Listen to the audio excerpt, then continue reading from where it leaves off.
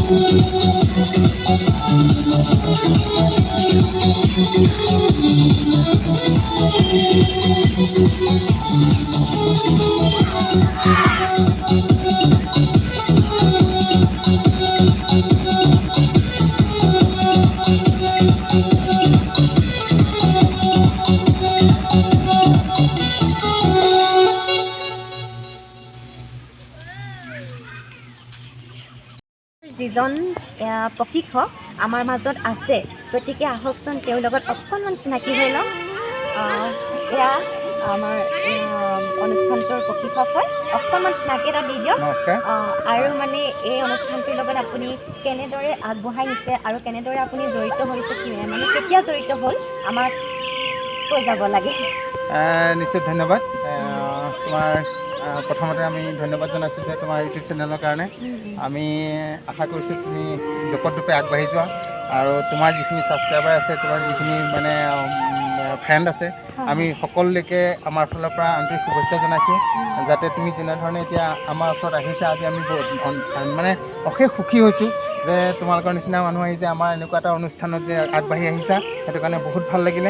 আৰু আমাৰ ফালৰ পৰা এটা তোমালোকৰ যিখিনি বন্ধু বান্ধৱ আছে বা যিখিনি তোমালোকৰ মানে ছাবস্ক্ৰাইবাৰ আছে বা ইউটিউব চেনেল চোৱা যিখিনি মানে বন্ধু বান্ধৱ আছে, তেখেতলোকক এটাই অনুৰোধ কৰাম, যাতে আপোনালোকে প্ৰতিটো চেনেলকে যাতে শ্বেয়াৰ কৰিব বা ছাবস্ক্ৰাইব কৰিব, লাইক কৰিব, কমেণ্ট কৰিব, অন্ততঃ আৰু এখোজ আগবাঢ়ি যাওক, যাতে আমি ইয়াতকৈ আৰু কিবা এটা দেখুৱাব পাৰোঁ। এতিয়া মূল কথা হ'ল কি, আমি এই অনুষ্ঠানটোত কেনেধৰণে জড়িত হ'লোঁ। মই আচলতে বহুত সৰুৰ পৰাই এইবিলাকৰ লগত জড়িত আছিলোঁ, কিন্তু আমি 2020 চনত ইয়াত এনেকুৱা এটা অনুষ্ঠান নথকাৰ কাৰণে আমি মোৰ সতীৰ্থ আছিলে গজেন বৰা, তেওঁ সদৌ অসম টাইকোৱাণ্ডো সন্থাৰ সাধাৰণ সম্পাদক। তেওঁৰ লগত ডিছকাশ্যন কৰি পেলাই মই ইয়াত মানে এনেকুৱা এটা কৰাৰ ব্যৱস্থা কৰিলোঁ। আৰু তাৰ লগতে কাৰণ কেলৈ তেওঁ আছিলে যোৰহাট ডিষ্ট্ৰিক্টৰ কথা। আমাৰ খেলৰ ক্ষেত্ৰত দুটা ডিষ্ট্ৰিক্ট হয়, এটা তিতাবৰটো বেলেগ হয় আৰু যোৰহাট ডিষ্ট্ৰিক্টটো বেলেগ হয়।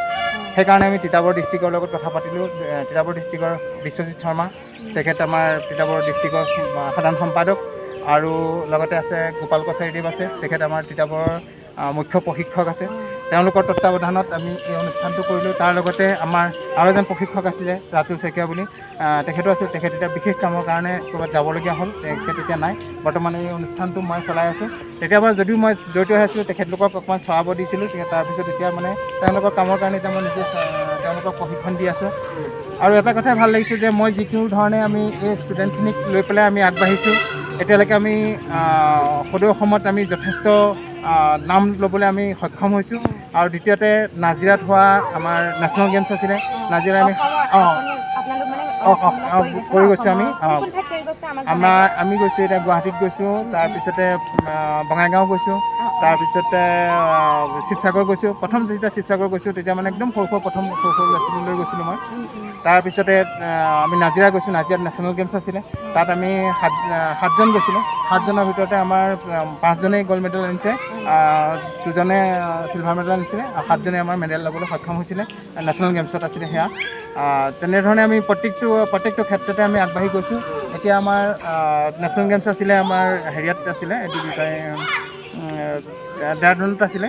কিন্তু বিশেষ মানে পইচা পাতিৰ অসুবিধা, সেইকাৰণে ষ্টুডেণ্ট আমাৰ ইয়াৰ পৰা 3জন আমি ষ্টুডেণ্ট চিলেক্ট কৰিছিলোঁ। 3জনেই আমাৰ তাত গৈ চিলেক্ট হৈছিলে। কিন্তু আমি কিমান দুৰ্ভাগ্যবশতঃ যে মানে আৰ্থিক অসুবিধাৰ কাৰণে আমি নিব নোৱাৰিলোঁ বা তেওঁলোকক সেই খেলত জইন কৰিব নোৱাৰিলোঁ। কিতাপৰ পৰা জইন কৰিলে, কিন্তু মোৰতো অনুষ্ঠানৰ পৰা যদিও চিলেকশ্যন হৈছিলে, তথাপিতো জইন কৰাব নোৱাৰিলোঁ। সেয়া আমাৰ দুৰ্ভাগ্য এটা থাকি গ'ল। মানে মনত এটা হেঁপাহ আছিলে যে তেওঁলোকক অন্ততঃ নেশ্যনেল লেভেলত নিব বা ইণ্টাৰনেশ্যনেল লেভেলত। আমাৰ টাৰ্গেট আছে যে আমি অলিম্পিকলৈকে এওঁলোকক নিয়াৰ এটা মানে সপোন দেখি থৈছোঁ মই, আৰু সেইটো কৰিবলৈ যিমান পাৰোঁ সিমান চেষ্টা কৰিম। আৰু যদি তোমালোকৰ এনেকৈ আশীৰ্বাদ পাওঁ, চৰকাৰৰ ফালৰ পৰাও যদি আমি অকণমান সা সুবিধা পাওঁ, এনেধৰণে যদি গৈ পেলাই যদি ওপৰ লেভেলত যদি কথাটো গম পায় যে এনেকুৱা ভিতৰুৱা অঞ্চলত, এনেকুৱা গাঁৱলীয়া অঞ্চল তাত এনেকুৱা ধৰণে যদি এটা অনুষ্ঠান হৈছে বা অনুষ্ঠান কৰি যে আমাক যদি এটা বিশেষকৈ এটা ষ্টেডিয়ামত অতি দৰকাৰ হয়। বৰষুণ দিয়াৰ লগে লগে আমি এই অনুষ্ঠানটো কৰিব নোৱাৰোঁ, বন্ধ কৰিবলগীয়া হয়, ঘৰৰ কাৰোবাৰ চোতালত কৰিবলগীয়া হয়। তেনে এটা পৰিৱেশ পালে আমি হয়তো মানে আৰু আগবাঢ়িবলৈ চেষ্টা কৰিম। সঁচাকৈয়ে এনেকুৱা এজন ইমান সমাজৰ প্ৰতি ইমান যিখিনি নৱপ্ৰজন্ম তেওঁলোকক ইমান ধুনীয়াকৈ আগবঢ়াই নিছে। এনেকুৱা ধৰণৰ মানে আমাৰ সমাজত থাকিলে সঁচাকৈয়ে আমাৰ নৱপ্ৰজন্মখিনি বহুত আগবাঢ়ি যাব পাৰিব। আৰু শেষত মই ইয়াকে ক'ব বিচাৰোঁ, যিহেতু এই অনুষ্ঠানটো ইমান ধুনীয়াকৈ কৰি গৈছে তেখেতে, সঁচাকৈ তেখেতলৈ অশেষ ধন্যবাদ জনাইছোঁ। আৰু তেওঁলোকৰ এই অনুষ্ঠানটো অতি সোনকালেই সফল হ'ব আৰু আমাৰ আশীৰ্বাদ আছে তেওঁলোকৰ ওচৰত। আৰু অৱশেষত সকলোকে ধন্যবাদ জনাইছোঁ। আৰু আপোনালোকে যদি আমাৰ এই ভিডিঅ'টো ভাল পাইছে তেনেহ'লে আমাৰ ভিডিঅ'টো শ্বেয়াৰ কৰিব, লাইক কৰিব আৰু ছাবস্ক্ৰাইব কৰি দিব। ধন্যবাদ।